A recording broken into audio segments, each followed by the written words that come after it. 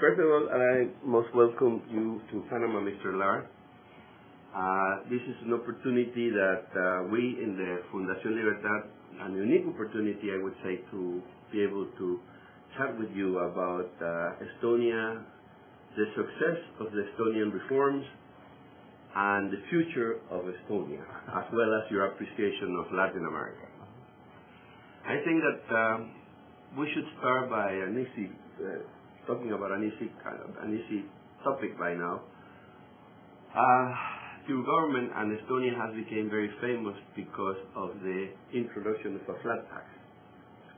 Maybe you could tell us a little bit about how were you inspired into going to a flat tax and what have been the results, and a little bit about how the European Economic Community now feels about the fact that you have a different tax system and a lower tax system.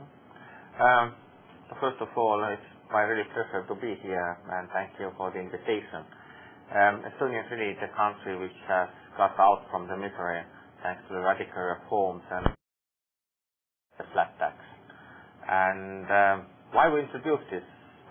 Actually, it's hard maybe to answer because for me, as I'm not an economist, I'm a historian. For me, the flat tax is just so normal.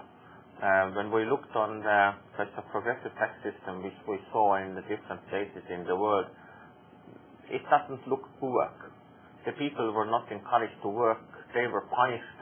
This was very ineffective, it didn't get the money to the budget, and it was very normal to move to the more easy, traditional tax system. I am a historian, so I know from the history that in the most time in the mankind, the people paid flat taxes.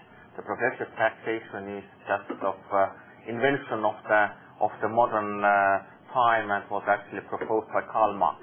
And I don't think when we have just take rid of the communism in the Soviet Union, why we must then continue with other ideas of Karl Marx. So we did it. And to be very frank, only afterwards I understood that this was some radical reform. So I thought this is normal. Looking on the books of Milton Friedman, it looked to be so clear that I was sure that lots of countries have done it, but that was not true then. And we introduced it. There was a lot of opposition in the beginning because it looked to be a new idea, the IMF, and everybody said, don't do it, don't do it, don't do it. And the results will be terrible, your budget will be out of order because when you decrease the taxes, then your budget will lose lots of money. But for me, it looked normal when I decreased the taxes.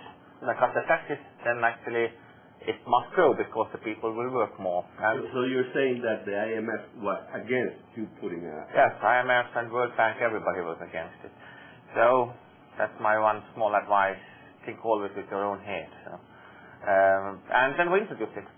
And it worked very well. So in the first year we earned back more money to the budget as we have done with the higher taxes, but this was a small difference. And then in the coming year we started to earn lot of more. So the flat tax has been a very important part of Estonia's success story.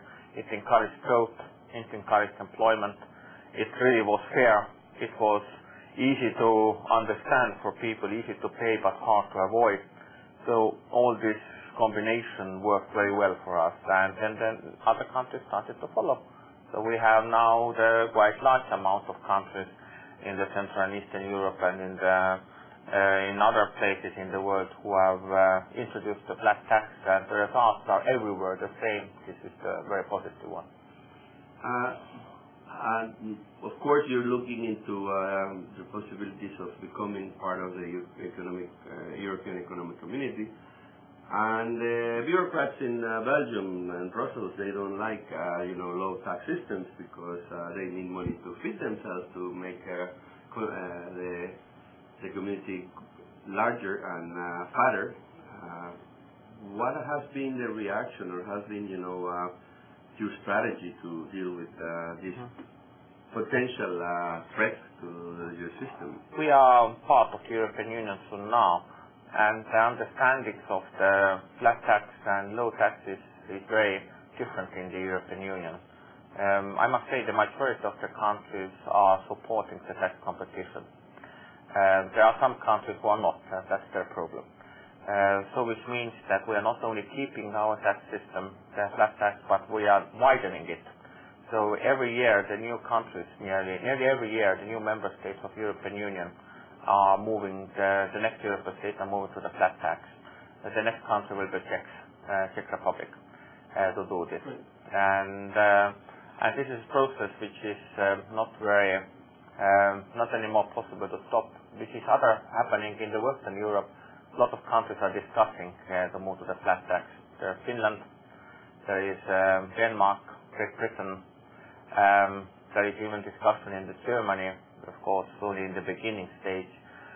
But the discussion is there, and what's happening that this tax competition, what we're offering from the new member states, is actually making taxes everywhere in Europe so now lower and flatter.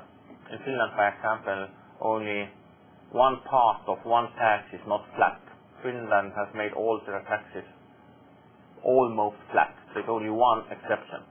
And there is a going quite active discussion why not to make this one exception flat too. So it's a positive development which have come through the competition. Yes, the France attitude, to be very frank, has been that the tax competition is harming their interest, but that's just France problem, that is not the European problem.